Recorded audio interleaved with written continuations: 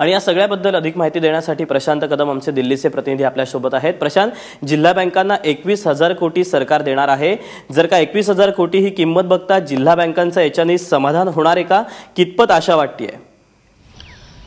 दीपक, नक्कीच एक मोठा दिलासा म्हणावा लागेल, कारण गेल्या काही दिवसांपासून अनेक विरोधक जे आहेत, शिवसेना असेल, राष्ट्रवादी असेल, त्याच्यानंतर इतरही अनेक पक्षांनी या संदर्भातले प्रश्न उपस्थित केलेले होते।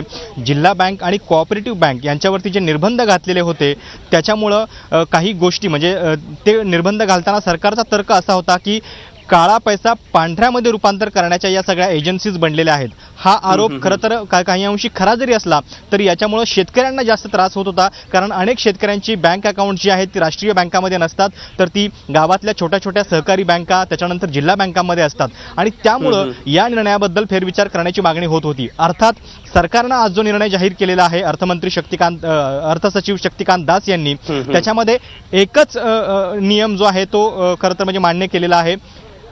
सहकारी बँकांना रिझर्व्ह बँक किंवा नाबार्डच्या माध्यमातून 21,000 कोटी रुपयांचा पतपुरवठा जो आहे तो होणार आहे। म्हणजे शेतकऱ्यांना त्यांच्या अकाउंटमधली रक्कम काढता येईल, त्याच्यासाठी उपलब्ध नवीन नोटा जिल्हा बँकांमध्ये करून दिल्या जातील। मात्र जे जुने नियम आहेत की जुन्या नोटा एक्सचेंज करण्यासाठी किंवा जुने पैसे डिपॉझिट करण्यासाठी अजूनही कुठली शिथिलता सरकारने जाहीर केलेली नाहीये। त्याच्यामुळे काही अंशी दिलासा आपल्याला नक्की म्हणता येईल, कारण अनेक शेतकऱ्यांचे पैसे जे आहेत ते बँकांमध्ये अडकले असल्यामुळे व्यवहार होत नव्हते ग्रामीण भागातले, त्याला आता कुठेतरी चालना होईल। आणि एक लक्षात घ्यायला पाहिजे की काल शिवसेनेचे जे शिष्टमंडळ जे आहे पंतप्रधानांना भेटलेले होतं, त्याच्यामध्ये त्यांची प्रमुख मागणी ही जिल्हा बँकांच्या संदर्भातली होती आणि त्यामुळे जिल्हा बँकांच्या संदर्भातला हा निर्णय आता होताना दिसतो आहे।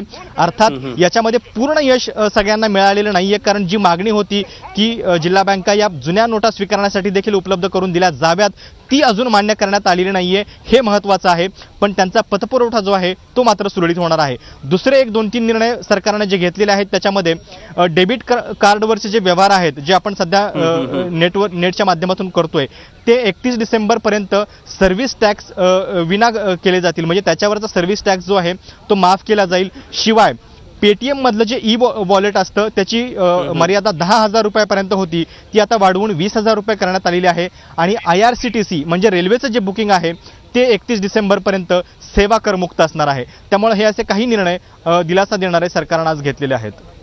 निश्चितच त्यामुळे आता सगळ्यात महत्त्वाचा आणि मोठा निर्णय तो म्हणजे की जिल्हा बँकांना आता 21,000 कोटी मिळणार आहेत। त्यामुळे रब्बी हंगामाच्या तोंडावर खरं तर प्रशांत शेतकऱ्यांसाठी एक मोठा दिलासाच म्हणावा लागेल।